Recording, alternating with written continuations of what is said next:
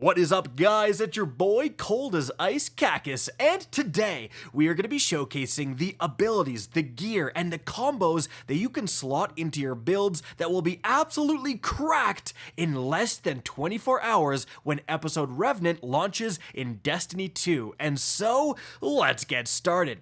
Now, all of these things feature stasis, and that's because stasis is the featured element within episode Revenant. It is getting a massive amount of buffs and also a huge amount of seasonal artifact perks that benefit it even more. Stasis is 100% the element to use in Revenant. So let's start here with those seasonal artifact perks and start talking about how they synergize with the existing gear in the game and theorycraft some sick builds to make. First of all, in Column 2, we start things off with One with Frost. While Frost Armor is active, Stasis weapons get better reload speed and stability. Definitely nice, but nothing too insane. Where things really pick up is in Column 3 with Wind Chill. Rapid Stasis weapon precision hits grant you a stack of Frost Armor. If you have one of the new weapons with the Dark Aether Reaper origin trait, you get multiple stacks of Frost Armor, and on top of that, in episode Revenant, you can craft tonics that provide boosts to certain seasonal artifact perks. For Wind Chill, the boost is dealing stasis weapon damage to slowed targets has the chance to spawn a stasis shard. First of all, Wind Chill by itself will enable One with Frost, so that's a 2 perk combo that's very good. But one of the biggest beneficiaries of this is going to be the brand new Icefall Mantles for the Titan. So these exotic gauntlets are getting a complete rework, and as you can see here, now you gain a stack of Frost Armor for rapid stasis final blows, and also each time you gain a stack of Frost Armor from any source, you will heal for a small amount.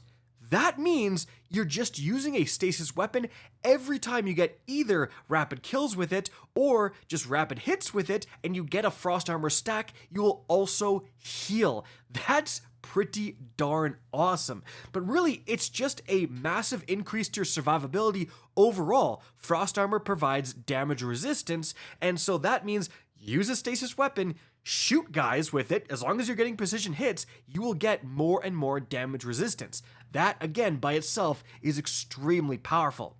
And things are about to get even more powerful when we move on to the next Column 3 artifact perk here, Crystalline Converter. Gather stasis shards to gain stacks of Crystalline Converter. And then your powered stasis melee hits are going to spawn stasis crystals equal to the number of stacks you have. And the boost is that stasis weapon final blows after using your class ability will spawn a stasis shard. This by itself is a crazy loop. Now, why is that? Well, it's because stasis shards give you small amounts of melee energy. So you are getting stasis shards, you're recharging your melee, you're using your melee, and then your melee creates stasis crystals. Now, stasis crystals are going to come up quite often as we go over more seasonal artifact perks, but right off the bat, I want to mention how crazy this particular artifact mod is with the Stasis Titan, and particularly Tectonic Harvest. So this says shattering a stasis crystal or a frozen target creates stasis shards. Every single stasis subclass has its particular aspect that is a way to spawn a crap ton of stasis shards, and Tectonic Harvest is the one for the Titan. So specifically here with Crystalline Converter, you're getting all those stasis shards, you're using it, you're spawning a bunch of crystals, and then Tectonic Harvest is spawning more stasis shards when you shatter stasis crystals, which then gives you more stacks of Crystalline Converter, which means way more shards in your next melee. And you're getting your melee way more often because all of these stasis shards are recharging your melee. So just the Behemoth Titan with Tectonic Harvest and Crystalline Converter, that is a self-fulfilling loop where you're just benefiting from everything those abilities are doing, and that is going to be quite the loop. Speaking of stasis crystals, things get really crazy in Column 4 with Hail the Storm. Shattering stasis crystals release shards of ice that damage and slow targets, and the boost is that shattering frozen targets and stasis crystals deals increased damage. Anything that boosts damage is crazy, not to mention causing slow. Remember, when you build up enough slow stacks, the enemy will freeze. So this is going to fuel itself. It's going to fuel future frozen target kills. And so this massively boosts every single instance of a stasis crystal. So again, on the Titan, the glacial grenade, or frankly on any stasis subclass, glacier grenades get a huge boost in power because of this. Not to mention, for the Titan specifically, you have the Spirit of Hoarfrost, where using your class ability will just spawn a crap ton of stasis crystals. Normally, you would kind of delete every stoicism that had Spirit of Hoarfrost, but if you do have a few lying around, depending on how good Hail of the Storm really is, and if you really want to be making crystals as much as possible, then Spirit of the Hoarfrost or the actual Hoarfrost exotic chest piece will be very, very valuable. On top of that, guys, you don't have to use anything crazy to spawn crystals. You can literally use any weapon with headstone. Such an easy way to spawn a stasis crystal. Just get a precision weapon kill. So the value of every headstone weapon just went up dramatically because of Hail of the Storm. Really easy way to incorporate that seasonal artifact perk, and you don't even need to run stasis. You could be running, well, Prismatic has access to stasis, but you could be running a solar subclass, right? And still just use a weapon with headstone and Hail the Storm to get those massive benefits.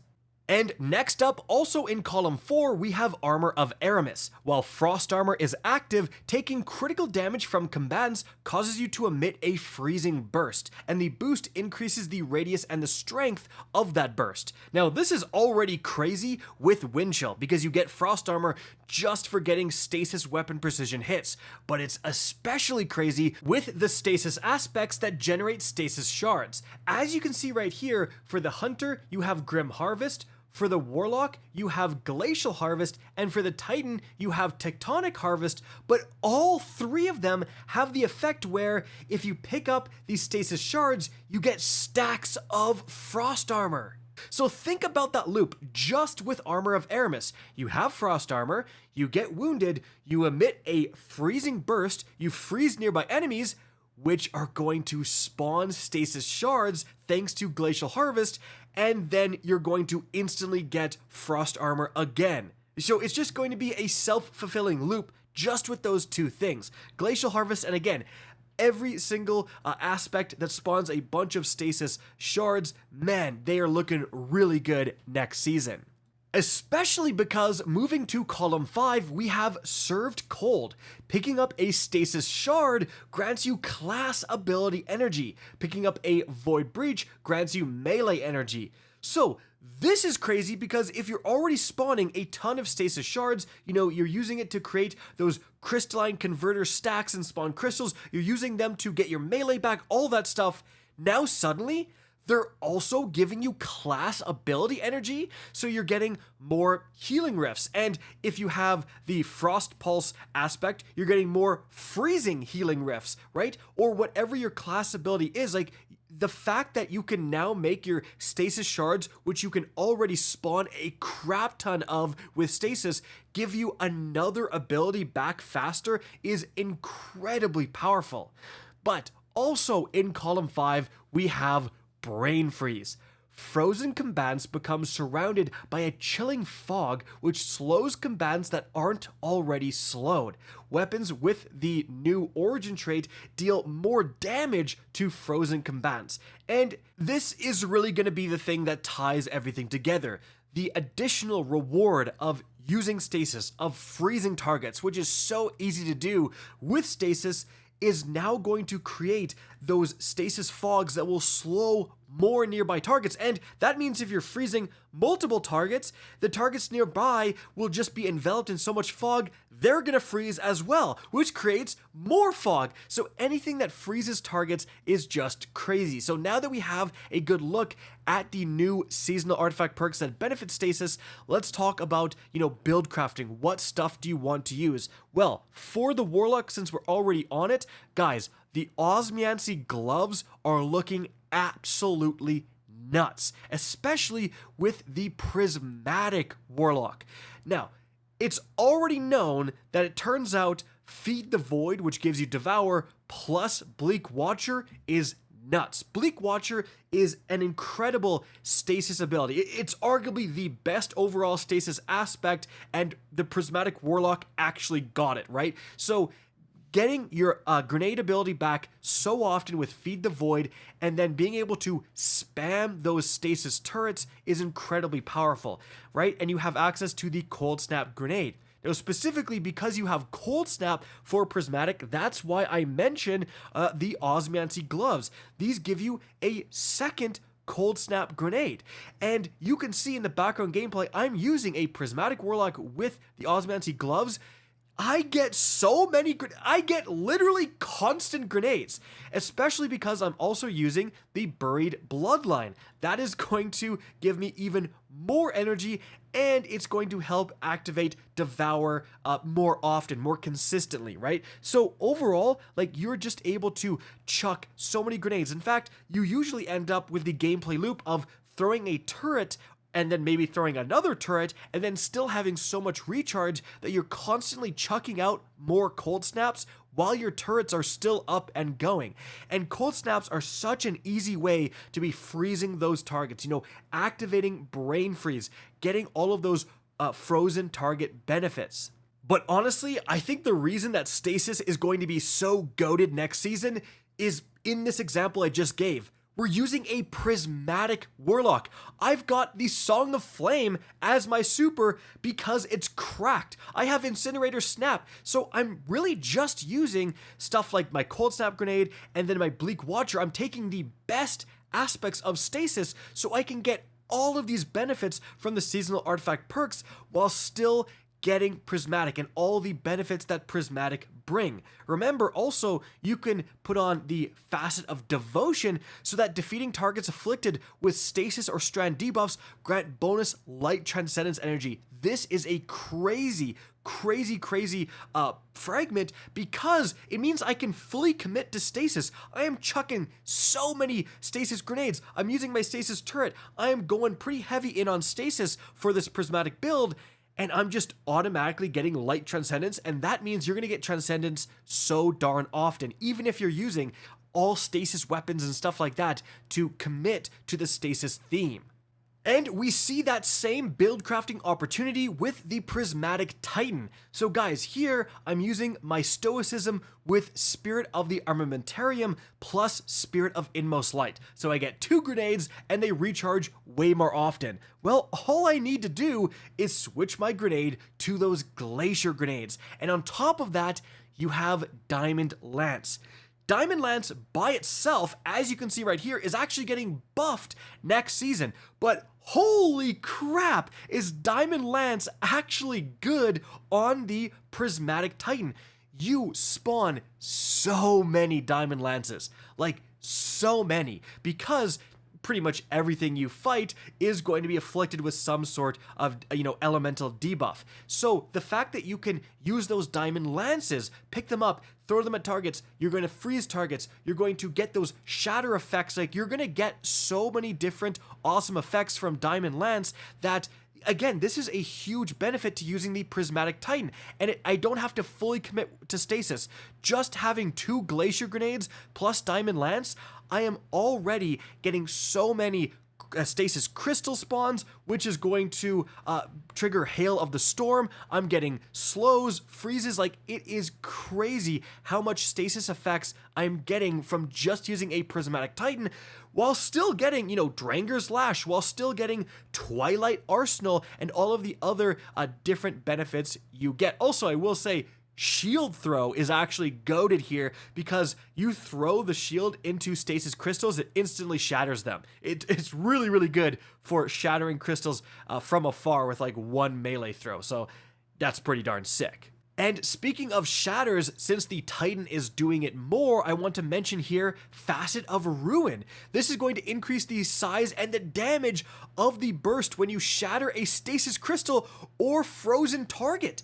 So, like, if you're building into stasis crystal spawns and all of that stuff, Facet of Ruin is going to be cracked. And then for the Hunter, if you were already running a Prismatic Hunter melee build, using Spirit of the Lyre or the actual Lyre's Handshake, plus Spirit of Caliban or Spirit of Synthos or whatever, guys, you don't have to change too much because you were already probably using Winter Shroud. It's just such an obvious, incredible combo with that build because you are dodging so much to get your melee back, and your melee kills will instantly give you your dodge back. So why not have a fragment with 3 fragment slots that is going to benefit every single time you use your class ability? So you are already spamming constant slow effects with this god tier prismatic build. It slots perfectly into the new stasis features next season. And for me, honestly, I was already running Silence and Squall, so I'm already benefiting from that stasis super as well. And guys, you can easily change, I'm running Grapple here because it does trigger a Spirit of Caliban and stuff like that, but you could change this to the Dustfield Grenade pretty easily. In fact, because the Prismatic Hunters get Dustfield, you should really pay attention to Spirit of the Renewal or the actual Renewal Grasps. These got buffed recently, like the actual exotic, so the Dustfield Grenades don't have a massive penalty in terms of their cooldown, and they're going to give you Frost Armor when you're inside them. We saw how many seasonal artifact perks benefit from Frost Armor, so now your grenades just running through them give you Frost Armor. That is crazy, crazy powerful. And heck, I have a roll here with this other spirit that you get Woven Mail for using a grenade as well. So 1 grenade throw equals instant dust fields that give you Frost Armor, and also Woven Mail. You're going to be basically unkillable. And some stasis weapons I want to shout out. An insane enabler is the Wicked Implement. So the intrinsic trait is rapidly landing precision hits causes targets to become slowed. Then you have Tithing Harvest. While creeping attrition is active, destroying stasis crystals or landing precision final blows creates a stasis shard. The stasis shard returns to you, and collecting these stasis shards refills the mag. And then the catalyst says precision final blows spawn a stasis crystal at the victim's location, and collecting stasis shards gradually overflows the magazine. This is an absolutely busted stasis enabler. It's slowing targets, it's spawning stasis crystals, it's spawning stasis shards, it's getting benefits from stasis shards. It's like everything stasis is all together on this one weapon. Now the downside is that it is a 180 RPM scout rifle, certainly, but like overall, if you're in, especially I think higher level content, if you're doing like a Grandmaster with the Wicked Implement, my god, like you are just so easily triggering so many different aspects and synergies within stasis with one single weapon. Now, another weapon I need to shout out is the Salvation's Grip.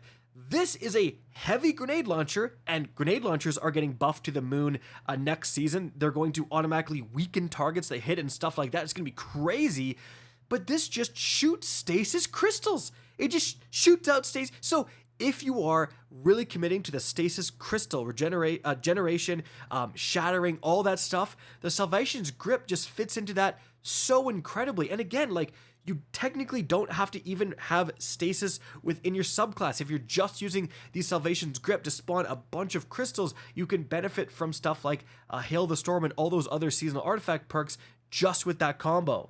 Now, the final stasis exotic weapon I want to go over here is the Aegir's Scepter. I mean, talk about a stasis enabler. The intrinsic trait says that final blows will generate a slowing burst around the target. So it says slowing, but in practicality, if you kill a red bar, it will freeze every red bar nearby. Just instantly freeze them. Then you also have stasis final blows transfer ammo to the weapon's magazine from reserves, and the catalyst lets you do something pretty crazy. You can like hold reload to drain your super energy and just make this thing way more powerful. But the Aegir's Scepter, like when it first came out, it was actually really good. I've used this thing in Grandmaster Nightfalls, right? Like it is incredibly good for causing freeze. You kill one guy, everyone nearby is frozen, and then you shoot the next guy and he dies super fast because he's frozen, and the chain continues. Now, it's definitely pretty ammo hungry, but again, like if your goal is to freeze targets, the Aegir's Scepter will do that pretty much better than any other weapon in the game. Oh, and one more actually, just want to mention the conditional finality. You don't often think of it as a purely stasis weapon, but remember that first shot will instantly freeze targets if you land all pellets. So just a really powerful weapon overall and very synergistic with what's coming next season. So guys, that's it for just looking at just all of these different benefits and the gear and the abilities that you can use to get massive benefits from the new seasonal artifact perks next season.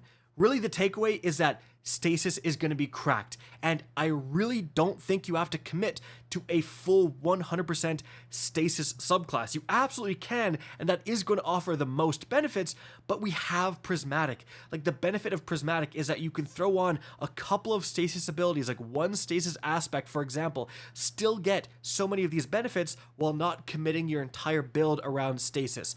Guys, that's it for the video. Hope you enjoyed and found this informative. If you did, please remember to help me out by simply rating and especially sharing this video. If you guys want to see more Destiny 2 content similar to this, don't be afraid to slap that subscribe button. If you want to get in touch with me and keep up to date with the latest channel activity, the best way is to follow me on Twitter at RickCacus, that is linked in the description down below. Again, I hope you enjoyed the video, and as always, have a good day.